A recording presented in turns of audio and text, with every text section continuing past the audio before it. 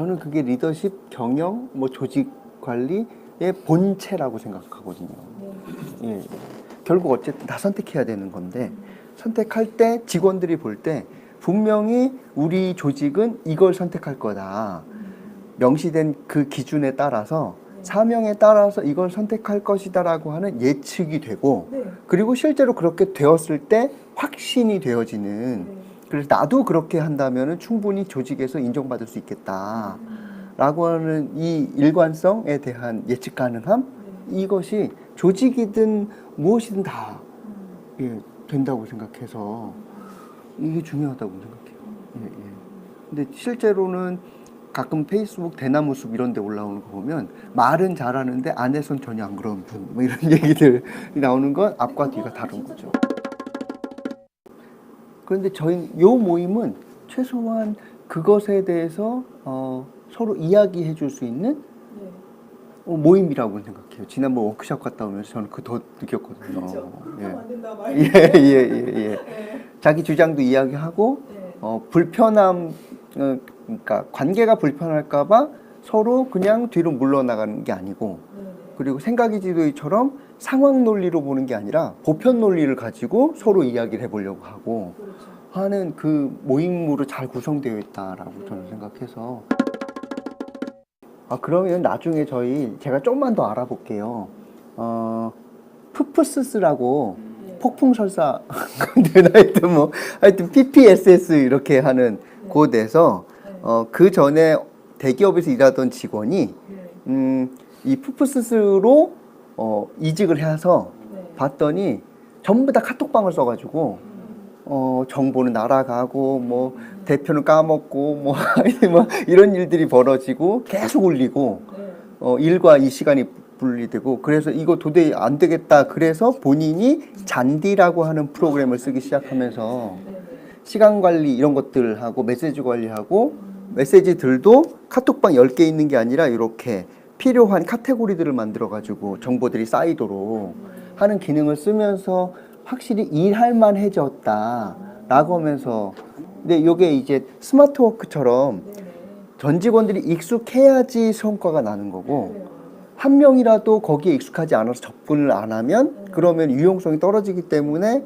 이전으로 회귀하는 부분이 있긴 한데 카톡 쓰는 것이 그런 기능들을 제공 안 해주면 사실은 업무 시간 외와 업무 시간을 구분해주고 그걸 침해하지 않는 기능들을 가질 수 있는 다른 스마트워크를 사용하지 않으면 카톡은 너무 침해가 큰 것 같아서 근데 이 카톡이 또 흥미로운 게 공식적인 얘기만 올리는 게 아니라 비공식적인 거 막 크크크 막 이런 거 같이만 올라가니까 위로 막 올라가 버린 정보를 다시 찾기가 어려워지는 부분이 있어서 이게 개인 메신저하고 업무용 메신저하고는 좀 다른 기능과 이게 있어야 될 것 같은데 이 잔디도 저도 안 써봐서 저도 한번 살펴보고 이게 저희한테 유용할지를 한번 제가 살펴본 다음에 저희 교육과정에서 한번 다뤄볼 수 있으면 다뤄보도록 할게요.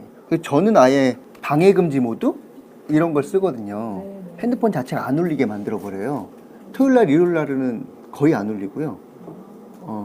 그래서 페이스북에서 제가 토요일날 일요일날 안 보여요. 아예 보지도 않으니까 알람이 뜨는지 안 뜨는지 제가 소리가 안 들리기 때문에 그리고 전화가 와도 나중에 전화가 왔었네? 이걸 나중에 확인하는데 밤 10시에 확인하고 그러면 연락을 할 수가 없고 근데 이거는 제가 통제할 수 있으니까 근데 직원 입장에서는 나중에 비난을 들을까봐 볼 수도 없고 안 볼 수도 없고 근데 아예 제도적으로 안 울리게 해버리면 예 그러다가 출근 시간이 되면 그때 딱 정보가 알람이 울리면 그럼 차라리 그렇게 하죠. 그러니까 그 정보가 엄청 많이 쌓이면 안 되는 거죠. 사실은 직원들도 막 크크크 넣고 막 그렇게 막 하면 안 되는 건데 이것도 나중에 할 거예요. 연말 되기 전에 기관의 사업 관련해 가지고요 워크숍처럼 해서 집중할 사업 그리고 지원을 받기 때문에 없애진 못하나 그렇다고 어디에 평가에 내지도 않는 사업 그래서 이건 보통 사업 필수 사업 이렇게 그리고 직원도 폐기했으면 좋겠고 주변 사람도 폐기했으면 좋겠는 사업. 요것을 모두 다 붙이도록 해서 대신에 일단 붙이고 나면 포스트잇이 쫙 붙겠죠. 그러면 담당자가 그 분류에 따라서 일단 붙이도록 하되, 동료 직원들은 폐기했으면 좋겠다 하면 빨간 스티커, 이거는 우리 집중하는 사업이면 좋겠다 그럼 파란 스티커, 뭐 이렇게 스티커를 나눠줘서 다른 직원들이 볼 때, 동료가 볼 때 이건 폐기했으면 좋겠다 그러면 거기다 붙이도록. 그러면 나는 집중 사업이라고 붙였는데 동료들이 다 빨간색 갖다 붙였다 그러면은 기관에서도 동료도 인정하지 않는 사업, 뭐 이렇게 하도록 해서 사업량 전체를 줄였거든요. 일단 하나 줄이고, 그 다음에 그런데 평가는 받아야 되니 복지관이, 그러면 평가 때 실제로 내는 사업은 몇 개 있는가 실질로. 그러면 요번에는 4개 받으셨죠. 예, 서울은 4개 받았거든요. 그래서 조직팀 사업 2개, 그리고 서비스 제공팀 사업 2개, 그리고 사례 관리는 10케이스만 이렇게 받는 방식으로 했으니까 그것 정도를 충족시킬 수 있는 평가 대비용 집중 사업을 우리가 조금 선정해 놓자, 미리 몇 배수 단위로 해놓고, 나머지 사업과 관련해서는 실패해도 괜찮고 그리고 실패해도 책임을 묻지 않겠다 라고 하는 것으로 이렇게 구분을 해서 만들어 드렸더니 조금 더 실패를 덜 두려워하면서 평상시에 해보고 싶었던 걸 하시는 분들이 나오더라고요. 근데 이것도 기간이 좀 있는 게, 올해 평가를 받았다는 것은 올해 사업부터 내년, 내후년 사업까지를 다시 3년 후에 평가를 받는 거잖아요. 그러니까 사실은 실패를 장려해도 되는 기간은 올해인 거예요. 예. 그리고 근데 내년부터는 적어도 2년차 이상 기간 정도의 사업에 집중력을 가져야 나중에 어디엔가라도 쓸모가 있으니까, 올해는 최대한 우리 실패해보자. 근데 실패해도 되는 기간이니까 올해는 실패하되, 내년부터는 3년 차로 가면 갈수록 좀 더 안정성을 갖는 사업으로 가야지 그때도 실패를 하면 안 된다 라고 하는 것을 조금 구분해 드렸고요. 근데 그렇게 하면 실패할 수 있으려면 어떻게 해야 되느냐, 사업계획서 자체가 너무 무거운 양식으로 가면 사람들이 이걸 쓰기 싫어가지고 시도를 안 하는, 그리고 자기는 직감적으로는 이렇게 해보고 싶은데 근거가 아직 없어가지고 표현할 방법이나 논리적, 내적 논리성을 아직 갖지 못해서 못하겠다, 기관장을 설득 못하겠다라고 하는 사업이 생길까봐 이런 시도, 도전 사업과 관련해서는 사업계획서 양식을 최소화시켜버리는 한 페이지짜리로, 그리고 보고도 가장 간략하게 만들어내는 양식을 사용하실 수 있도록, 도전 사업계획서, 도전 사업 평가서라고 하는 걸 따로 만들어 드려서 서류에 대한 정합성보다는 일단 직감적이든 경험적이든 하는 것을 시도해 보고, 그게 괜찮으면 내년 2년 차부터는 집중 사업 계획서를 쓰시도록 그런 제도들 조금 만들어 드렸더니 하시긴 하시더라고요, 도전을. 근데 이게 이제 실패를 장려하되, 그러려면 그것에 대한 시스템도 조금 갖춰 주는 게 필요한 부분은 있는 것 같아요. 사업을 엄청 줄이고 나니까 이렇게 평가를 우리 뭐 나중에 다 손가락 빨고 평가 때 못 내는 거 아니냐, 그리고 너무 안 하는 거 아니냐, 이 불안함이 있으셨는데 1년차 때는 당연히 불안하죠. 직원도 불안하고 관리자분도 불안하고, 그래서 전부 다 양쪽 다 저한테 오셔가지고 우리 이러다 망하는 거 아니냐고 계속 그러셨는데, 2년차 3년차 되면서는 직원들이 해보고 싶었던 사업들 중에서 치고 나가는 사업이 생기더라고요. 자기가 시간을 들여서 하더라고요. 자기가 만든 사업이니까, 내 거라고 생각하니까. 저는 복지관은 여기 책이 나온 것보다 좀 더 보수적으로 운영해야 된다, 복지기관은. 왜냐하면 여기에서는 여기에 최고관리자가 결정하면 위험을 감수할 수 있으나, 복지기관에서 관장님이라고 해서, 원장님이라고 해서 위험을 감수했다가는 내가 책임질 수 있는 범위를 벗어난 일들이 벌어지기 때문에 조금 더 보수적으로, 실패도 장려해도 보수적으로 해야 된다는 생각이 있어요. 근데 그러려면 먼저 뭘 줄여야 되느냐면 저런 실패를 그러니까 누군가의 시도가 나한테 전가되는 것을 차단시켜야 그래야지 다른 사람이 시도하는 것에 대해서 지지하거나 최소한 수용은 하는데 그것의 원인 중에 그러니까 요인 중에 하나가 일이 많다는 거예요. 지금도. 그러면 사실은 뭐부터 시작해야 되느냐면 전체적으로 일을 줄이는 방식을 먼저 시도해서 여유 공간들을 많이 만들어 놔야 그래야지 이제 다른 사람이 하는 것에 대해서도 돌아보면서 응원도 하게 되고 그리고 필요하면 내가 도와줄게 하는데 지금 복직에는 100% 이상으로 다 일하시고 있는 상황인 것 같아서 그러면은 자기 일 처리하는데 바쁜데 갑자기 중간에 다른 사람의 업무가 끼어 들어온다? 그럼 이 화가 나서 돌아보는 것보다는 오히려 원망하고 미워하고 쓸데없이 일 벌리고 이런 것들이 좀 구조적으로 있다라는 생각이 있어요. 그래서 이 일을 줄이는 것부터 하는 것이 1단계지 실패 먼저 하려고 도전해 보는 건 2단계여야 된다고 생각해요. 제가 뼈저리게 느낀 건 컨설팅 하면서 매번 느꼈던 건 직원도 일이 많다고 호소하지만 사실은 일을 줄이는 것을 두려워해요. 일이 많아서 일을 못했던 거예요. 내가 일을 잘 못하고 있는 거는 일이 많아서라고 핑계 댈 수 있었던 거예요. 근데 일을 실제로 줄여버리잖아요. 그러면 이제 무슨 두려움이 느끼느냐면 이 일이 잘 안 되는 건 내 실상인 거예요.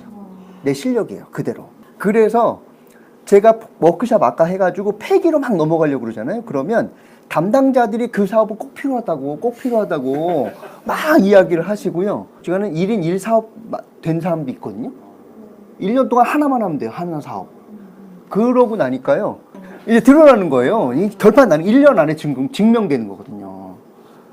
그러니까 책임감을 엄청 느껴요. 그 얘기는 반대로 일이 많아서 일을 못했어요 라고 할 때 내 책임 범위는 적었던 거예요.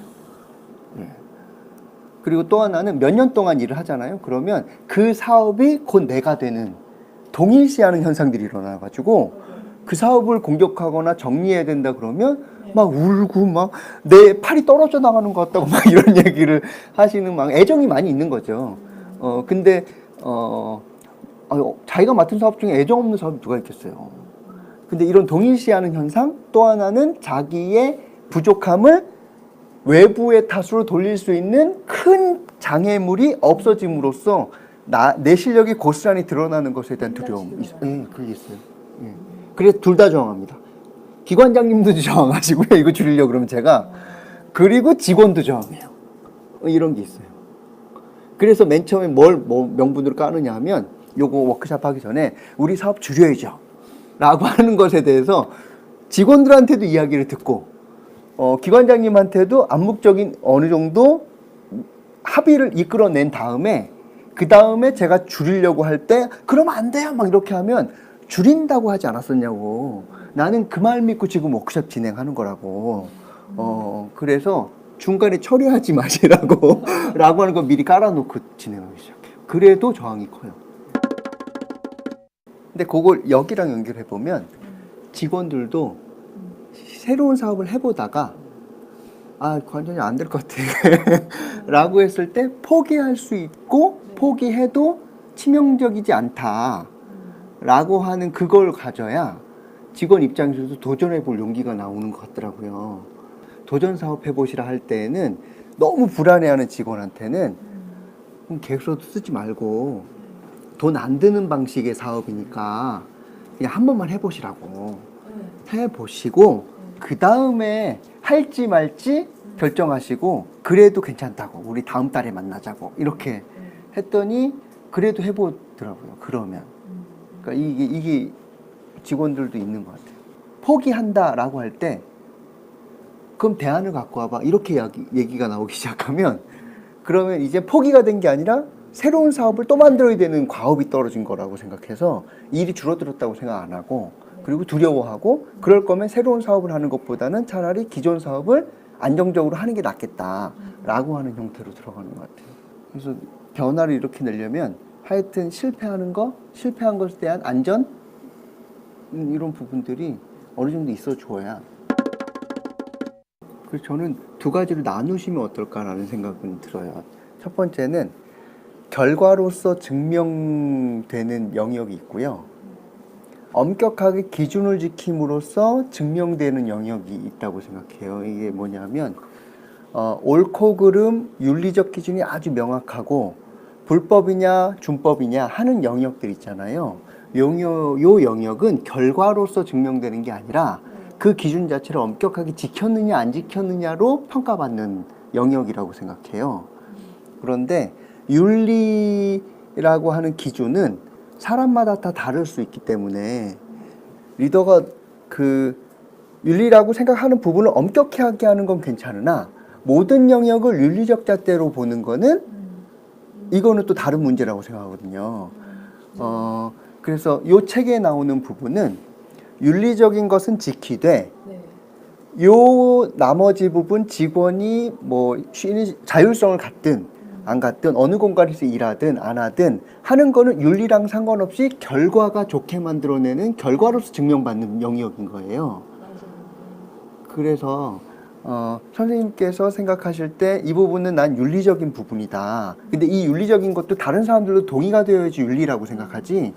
선생님은 윤리라고 생각했으나 다른 직원들은 어느 누구도 윤리라고 생각 안 하고 이건 오히려 결과로서 증명받는 영역인데 윤리적 잣대를 들이댄다라고 하면 동의하기 어려워지거든요.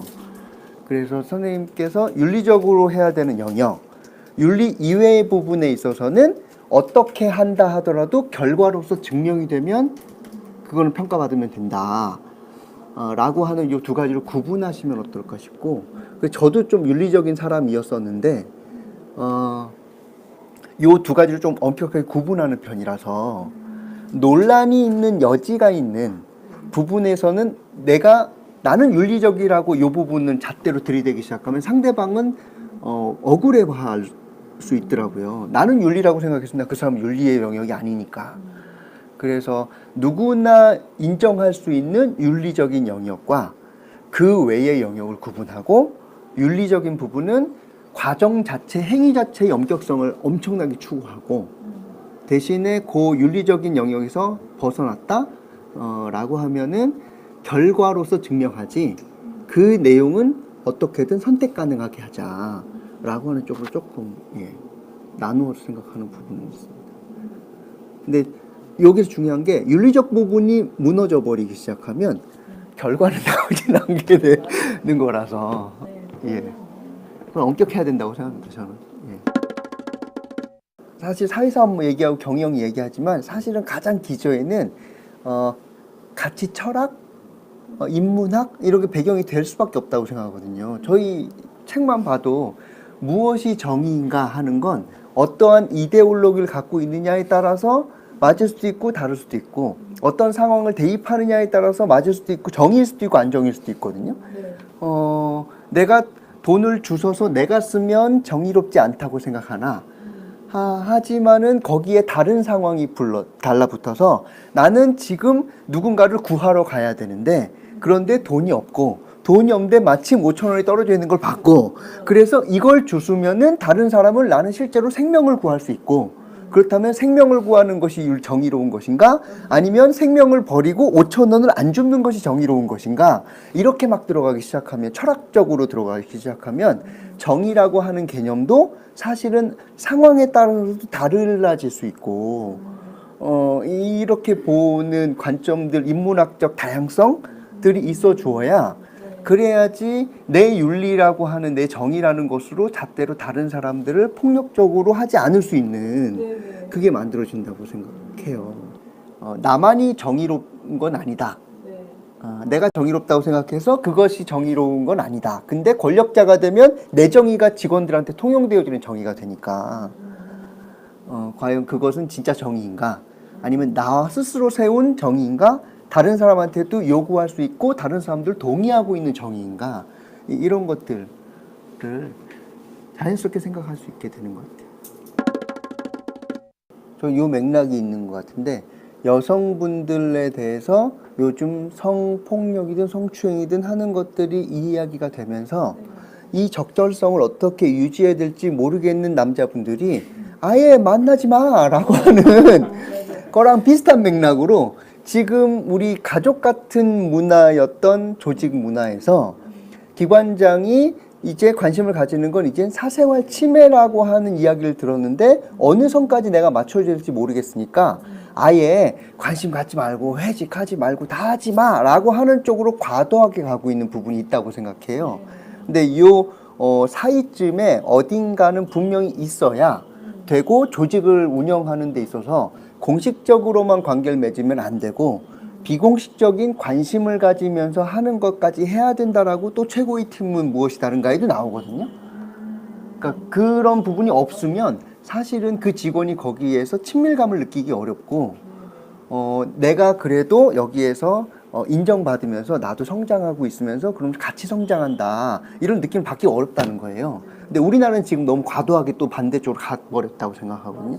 지금 우리 복지계는 그런 점에서 보면 저는 요 사생활 보장과 또 하나는 서로 비공식적인 것이지만 관심과 지지와 이렇게 하는 그것의 경계선에 적절성들은 저희가 좀 찾아보고 논의할 필요는 있다고 생각해요. 그거 꼭 해야 된다고 생각합니다. 예. 직원이 아파 죽겠고 애는 아픈데 너 여기 와가지고 일해야지 이렇게 하는 것만으로는 조직이 움직이지 않는 거는 인간이기 때문이거든요. 어느 모임에 갔더니 나 인간 개인에 대해서 관심을 안 가져준다.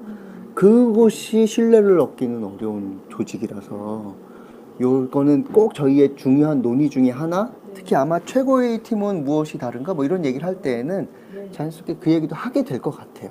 대부분의 책에서는 이렇게 나와요. 공식적인 것과 비공식적인 이 두 가지가 같이 어우러지는 조직이 좋고 이걸 둘 다 챙기는 것이 리더로서 해야 될 업무 중에 하나다 라고 하는데 지금은 저희 지금 비공식적인 관계는 마치 맺으면 안 되는 것처럼 하는 문화가 있어서 이렇게 되다 보면 자칫 무슨 일이 벌어지냐면 공식적인 관계망은 살아있는데 그걸 끈끈하게 접착제 역할을 해주는 게 비공식적 관계망이거든요.